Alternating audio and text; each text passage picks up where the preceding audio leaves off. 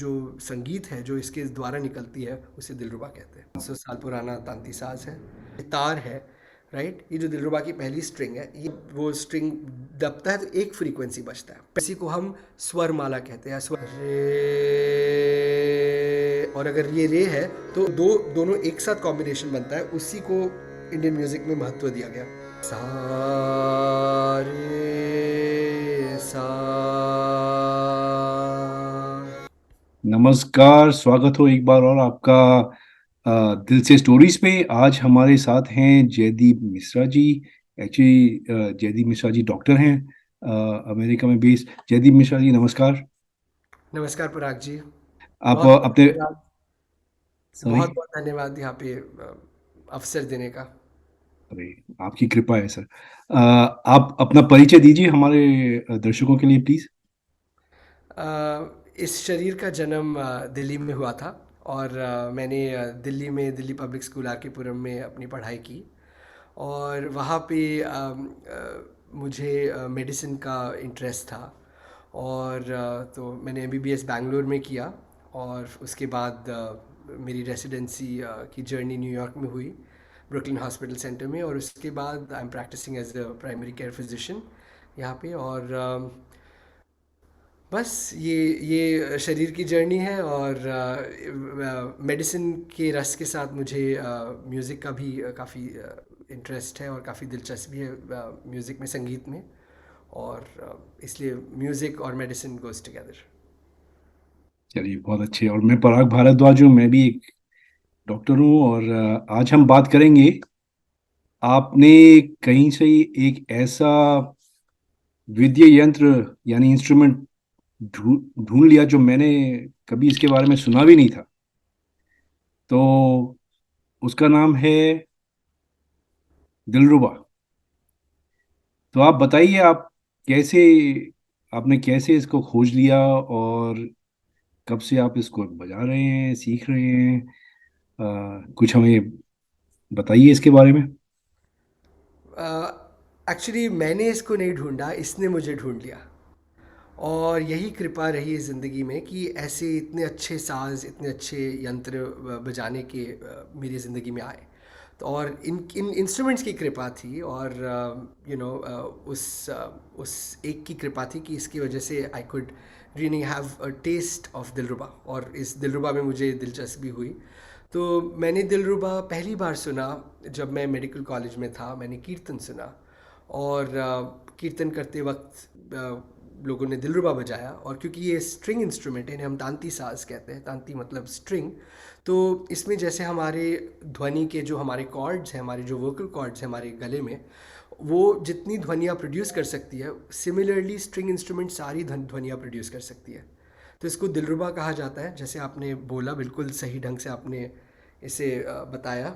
दिल रुबा, दिल फारसी शब्द है, और दिल का मतलब है हमारे अंदर के अंदर, इनर मोस्ट कोर, या हमारा जो एसेंस है, हमारी जो अस्तित्व है, राइट। हमारे जो शरीर के अंदर जो रूह है, उसे दिल कहा जाता है फारसी में। रुबा जो है, रुबा जो है वो है जो दिल को मोह ले, या दिल को छीन ले, या दिल को स्टील कर ले, या दिल को चुरा ले। तो दिल को चुराने वाली जो जो संगीत है जो इसके द्वारा निकलती है, उसे दिलरुबा कहते हैं। और इसका निर्माण गुरु गोविंद सिंह जी ने, जो 10th Guru of the Sikh lineage के द्वारा हुआ।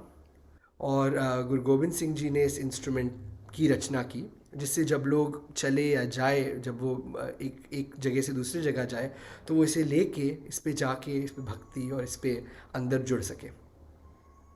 हाँ, मैं पूछने ही वाला था। तो ये कुछ सेंचुरीज पुराना इंस्ट्रूमेंट है ना? बिल्कुल, बिल्कुल। और ये अ, 500 साल पुराना यंत्र है, 500 साल पुराना तांती साज है। तो इसमें कोई परिवर्तन आया है उसमें, या आपको इसकी इसके नहीं, बारे में मालूम है? परिवर्तन बिल्कुल नहीं आया। यही हुआ कि हम इससे दूर हो गए, क्योंकि आज हारमोनियम जैसे इंस्ट्रूमेंट्स हमारे भजन और कीर्तन गायकी में हारमोनियम जैसे वाद्य काफ़ी पॉपुलर हो गए। बट इंस्ट्रूमेंट लाइक हारमोनियम में सारे फ्रीक्वेंसी फिक्स्ड होते हैं। मतलब एक सा है, और एक रे है, और एक गा है। जब हम हंसते हैं तो हम हा हा हा नहीं हंसते, हम हा हंसते। तो एक फ्लो है, और वो अखंड फ्लो जो है, वो जो इन्फिनिट फ्लो जो है, जो जो अनब्रेकेबल है, उसे प्रोड्यूस करने के लिए हमें एक स्ट्रिंग इंस्ट्रूमेंट चाहिए, जहाँ एक स्वर से दूसरे स्वर के बीच में अनगिनत ध्वनियाँ और श्रुतियाँ हैं। और इसीलिए ये स्ट्रिंग इंस्ट्रूमेंट बिल्कुल हमारी गले को सिमुलेट कर सकती है, गले की तरह, बिल्कुल गले की तरह ध्वनियाँ की उत्पत्ति कर सकती है। और इसीलिए इनके द्वारा जो रची हुई जो जो संगीत है, वो हमें हमारे मन को एकाग्र करने में काफ़ी योगदान देता है। अरे वाह सर, ये तो बड़ी अच्छी बात आपने बता दी, मुझे तो पता भी नहीं था ऐसे डिटेल में स्ट्रिंग इंस्ट्रूमेंट्स के बारे में। तो आपने बताया कि आप दूसरे यंत्र भी बजा चुके हैं, तो बताइए थोड़े मैंने भी उस बारे में। शुरुआत किया पियानो से, जहाँ से लोग करते हैं हारमोनियम और पियानो से, जो जैसे मैंने बताया बहुत बहुत ही सुंदर इंस्ट्रूमेंट्स हैं, बहुत ही सुंदर इंस्ट्रूमेंट है, बट लिमिटेशंस है। तो मैंने शुरू किया हारमोनियम और पियानो से, घर में पियानो था, और पापा माउथ ऑर्गन बजाते, तो मुझे माउथ ऑर्गन बजाना भी आता है, तो माउथ ऑर्गन पे भी मैंने काफ़ी सीखा उनसे। बट जैसे कि मैंने कहा, इनकी फ्रीक्वेंसीज फिक्स्ड हैं, इनकी जो ध्वनिया की जो श्रुतियाँ हैं वो बिल्कुल फिक्स्ड है, मतलब सा एक है और रे एक है, और आप इनको घुमा नहीं सकते, घुमा सकते बट लिमिट के अंदर घुमा सकते। बट जैसा कि आप देख रहे हैं, ये तार है, राइट, ये जो दिलरुबा की पहली स्ट्रिंग है, ये एक से दूसरे के बीच में इनफिनिट, बिल्कुल अनगिनत बेअंत स्वर निकल सकते हैं। और इसी की रचना के लिए इन इंस्ट्रूमेंट्स की तरफ, इन इंस्ट्रूमेंट्स ने मुझे खींचा, और इन इंस्ट्रूमेंट्स की कृपा थी कि मैं इनको सीख पाया, और अभी भी सीख रहा हूँ, as a student, as a विद्यार्थी। ये काफी दिलचस्प बात है, क्योंकि पियानो भी एक तरह से स्ट्रिंग इंस्ट्रूमेंट है, लेकिन उसको लिमिट कर दिया जैसे आप बता रहे हो ना, कीज की वजह से। करेक्ट, उन स्ट्रिंगों को एक फिक्स्ड फ्रीक्वेंसी में फिक्स कर हम्म। दिया। तो बिल्कुल आपने सही कहा, जब वो स्ट्रिंग दबता है तो एक फ्रीक्वेंसी बचता है। पेडल्स है पियानो में, जैसे दबा के आप वो स्ट्रिंग को खींच सकते हैं, बट उतना उतना फ्रीडम नहीं है, उतनी आज़ादी नहीं है जो एक पूरे खुले तार पे जब आप बजाते हैं। और हमारे शास्त्रीय संगीत में ख़ास तौर से एक बहुत क्वालिटी है, बहुत एसेंशियल क्वालिटी है, जिसे हम मींड कहते हैं। मींड मतलब एक स्वर से दूसरे स्वर को जोड़ के लगाना। जैसे जब आप खाना पकाते हैं तो नमक अलग और हल्दी अलग नहीं है, नमक और हल्दी का जो मिश्रण है और मिर्च के साथ जो एक जो स्वाद प्रोड्यूस करता है, उसी को हम राग कहते हैं, या उसी को हम स्वर माला कहते हैं, या स्वर रचना कहते हैं, जहाँ एक एक स्वरों को गूंदा गया है। और गूंदने का मतलब एक स्वर दूसरे स्वर से अलग नहीं है। जैसे फॉर एग्जाम्पल, ये तानपुरा चल रहा है,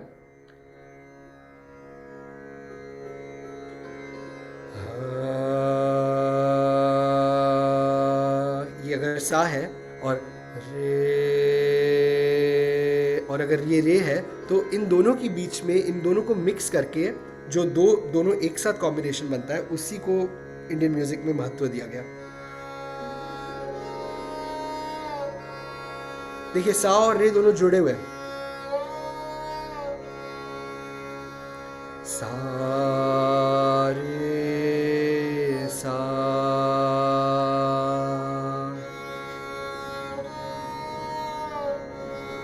तो मैं इनको सा रे सा ऐसे भी किया जा सकता है, बट ये सा रे सा, तो रे झूल रहा है, और इसी को मींड कहते हैं। और वो करने के लिए आपको एक स्ट्रिंग चाहिए, जहाँ पे अपने आप हाथ को वो स्लाइड कर सकते हैं, और उसी ठहराव में हमारा जो दिमाग, जो 5,000 चीज़ों से भी ज़्यादा की सोच रखता है, वो दौड़ से चुप होके उसी के अपने अंदरूनी शांति को महसूस करता है। इस पुल में, इस खिंच में, इस ठहराव में मन की स्थिरता मौजूद है। बहुत अच्छे। तो जरा वो तानपुरे की आवाज़ थोड़ी कम कर देंगे? हाँ, थैंक यू। तो आप जब एमबीबीएस कर रहे थे तब आप इसके संपर्क में आए, कौन कौन से ईयर में थे आप, कौन से साल? मैं जब एमबीबीएस कर रहा था, मैं फर्स्ट ईयर में था।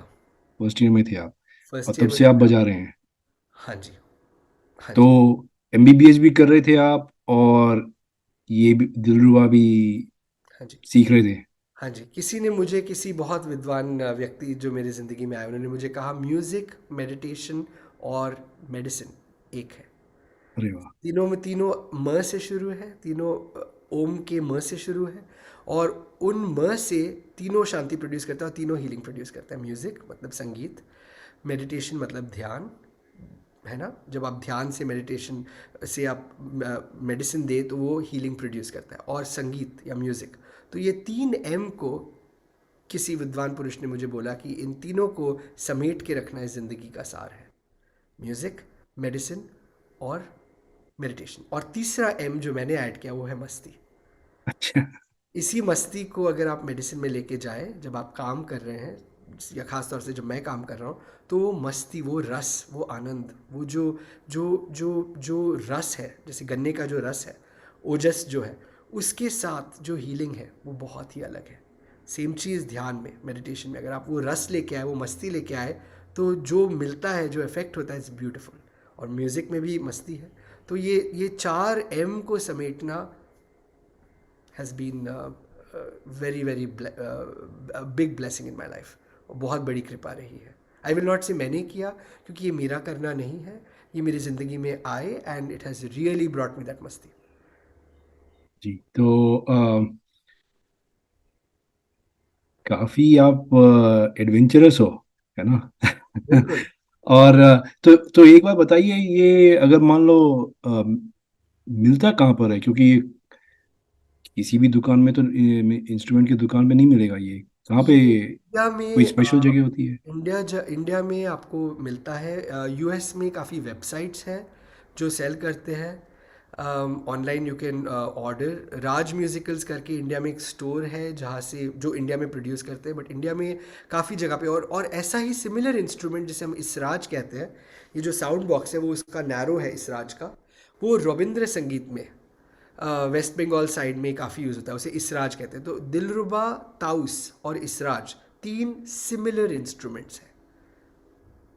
हाँ, और ये काफी वैरायटी है इंडिया में इंस्ट्रूमेंट्स की। बिल्कुल। मतलब बिल्कुल। सुना भी नहीं था, और अभी आप बता रहे हैं कि इसी में ही काफी सिमिलर, या करेक्ट करेक्ट। और ये तीनों बहुत सारंगी से सिमिलर है, बट अच्छा। सारंगी और साउंड बिल्कुल सेम है, बट सारंगी में फ्रेट्स नहीं है। जैसे आप इस इंस्ट्रूमेंट में देख रहे हैं, फ्रेट है, मतलब एक गाइड करने के लिए बताया गया है कि सा कहाँ है, रे कहाँ है, गा कहाँ है, राइट। बट अगेन उन दोनों के बीच में इन्फिनिट स्वर आप बजा सकते हैं स्लाइड करके, बट तब भी आपके पास एक गाइड है। सारंगी में कंप्लीटली फ्रेट्स नहीं है, तो फ्रेटलेस है।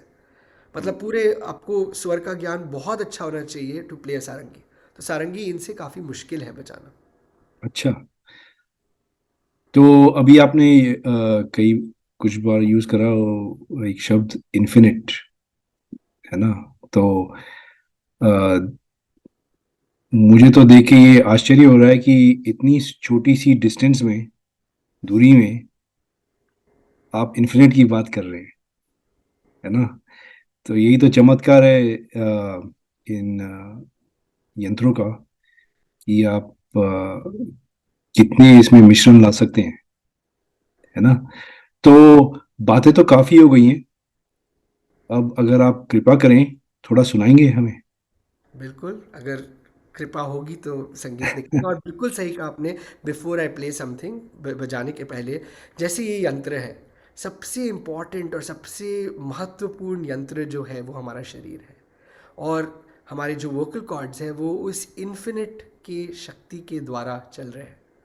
हमारे जो मस्तिष्क में, आप डॉक्टर हैं, आपने एमबीबीएस किया है, आपने पेन मेडिसिन किया है, आपको पता है कि हमारे जो यंत्र में जो इलेक्ट्रिसिटी प्रोड्यूस हो रही है वो किस ताकत, जिस ताकत से हो रही है, वो एक्चुअली इन्फिनिट है। उनको साइंस में E is equal to M C square कहा जाता है, which is energy is equal to M C square. But that energy is अखंड। अखंड मतलब जिसको तोड़ा ना जा सके। तो ये एक बहाना है हमारे अपने साधन के साथ जुड़ने के लिए। और हमारा साधन, हमें अपने, जब मन शांत हो जाए, हमें अपने अंदर भरपूर रस मिलने का सौभाग्य मिलता है।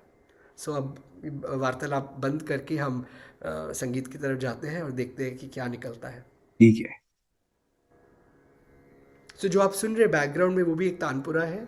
ऑल्दो तंबूरा भी कहा जाता है साउथ में, साउथ इंडिया में, दक्षिण भारत में, बट जो तंबूरा है वो भी एक स्ट्रिंग इंस्ट्रूमेंट है। और वो पंपकिन के स्किन से बनाया जाता है। तो ये actually it's an electronic tanpura. आज अच्छा। थैंक्स टू टेक्नोलॉजी हम रिकॉर्डिंग मतलब इलेक्ट्रॉनिकली बजा रहे हैं, बट वो भी एक स्ट्रिंग इंस्ट्रूमेंट है जो सा को दर्शाता है। सा मतलब सागर या इन्फिनिटी, जहाँ से सारे और स्वर उत्पन्न हुए।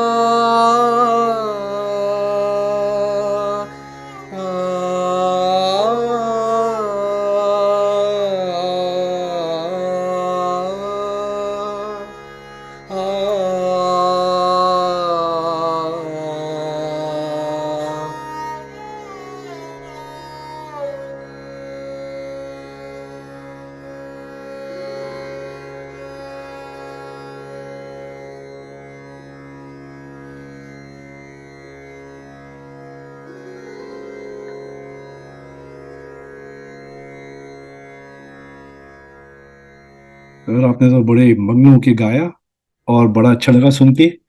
अम, अच्छा लगा आपके साथ आपके संग बजा के। नहीं, मुझे एक बात याद आई, वो इंग्लिश में कहते हैं ना, वो अंग्रेजी में, you become one with your instrument, yes, है ना, बिल्कुल। कि यंत्र के हाँ, साथ एक हो जाना, एक हो अंगीकार जाना। होना, और उसी उसी वही उसी में मस्ती हाँ है ना? जी। तो अभी आप मैंने आप और भी सीख रहे हैं इसको, हाँ, है ना? ये तो हाँ। अभी आप कैसे अपने आप को किस लेवल पे मानते हैं? देखिए, वही मैंने कहा, जब अंगीकार हो गए आप उस रूह के साथ, उस ज्योत के साथ, तो अपनापन नहीं बचता है। मेरे द्वारा जैसे जैसे इंस्ट्रूमेंट के थ्रू ध्वनि निकल रही है, दिलरुबा के थ्रू या ताउस के थ्रू या इसराज के थ्रू या पियानो के थ्रू, इंस्ट्रूमेंट तो इंस्ट्रूमेंट है। और ये बजने में जब वो उस साउंड के साथ एक होता है, उस नाद के साथ एक होता है, तो वो बचता नहीं है। दिलरुबा की महत्व नहीं रहती है, दिलरुबा के थ्रू जो निकल रहा है महत्व उसकी है। दिलरुबा बहुत सुंदर है, बहुत अच्छे से कारीगरी की हुई है, राइट? तुन लकड़ी से बनता है, गोट स्किन लगाया जाता है, हॉर्स के उससे बोर्ड बनाया जाता है, बट जब साउंड निकलता है तो वो ध्वनि की ही महत्व है। और उस ध्वनि में उसका जो जो शरीर है, उसका जो जो उसका जो आइडेंटिटी है, वो लीन हो जाता है।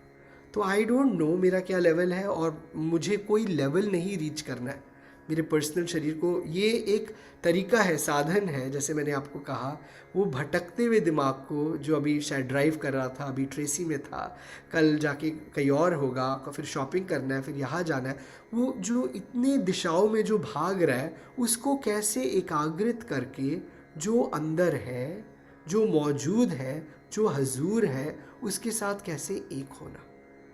तो और जी। जब वो एक हो गया, तो लेवल नहीं, लेवल मतलब मुझे अभी भी आज भी कुछ परफॉर्म या कुछ करना है, वो तमन्ना नहीं है। बस इसके साथ एक होके मन को पूरा शांत रख के कैसे अंदर से मस्ती लिया जाए, उसकी तमन्ना है। द हाँ, मैं डिजायर। ये कहने ही वाला था कि आप बड़े शांत स्वभाव के लगते हो, तो तो शायद इसी का कुछ चमत्कार है ना? और जी, मेरे पास प्रश्न तो थे, लेकिन आपके वो सुन के मैं तो भूल गया एक्चुअली। That is perfect. तो इसी पे हम आज रोक करेंगे, है ना? रोक डालेंगे इस इंटरव्यू पे। और आपने कुछ और यंत्रों के नाम बताए, हाँ तो जी, हाउस है। हाँ, आपकी कृपा होगी कि अगर आप दोबारा आए और अगर हमें टाइम और अगर जागरूक, हाँ, बिल्कुल ज़रूर, है ना? एब्सोल्युटली। तो बड़ा मेरा सौभाग्य होगा आपके साथ इसे शेयर करना, सो इट विल बी हृदय मग्न हो गया आज, है ना? परफेक्ट। है ना?